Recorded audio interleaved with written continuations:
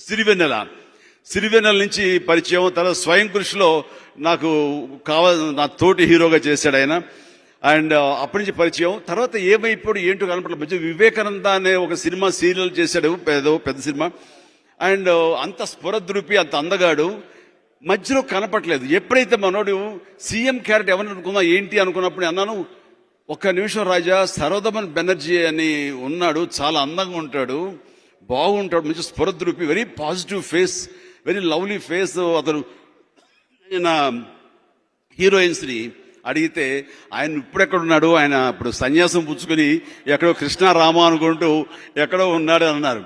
ఎక్కడున్నాడు అంటే కనుక్కుంటే రిషికేశ్లో ఎక్కడో ఆశ్రమంలో ఉన్నాడని తెలిసింది. ఎందుకు ఈ వయసులో ఎందుకమ్మా ఋషి అయిపోవటం ఇంకా ఉంది కదండి, ఆయన ఫీల్ అయిపోతాడు పెద్దోడు అయిపోయానని.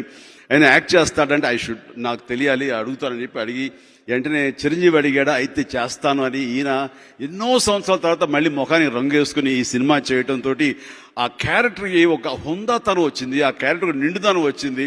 దాన్ని ఎంతో ఇంట్రెస్టింగ్గా చేశాడు ఆయన. థ్యాంక్ యూ సరదమన్, థ్యాంక్ యూ సో మచ్.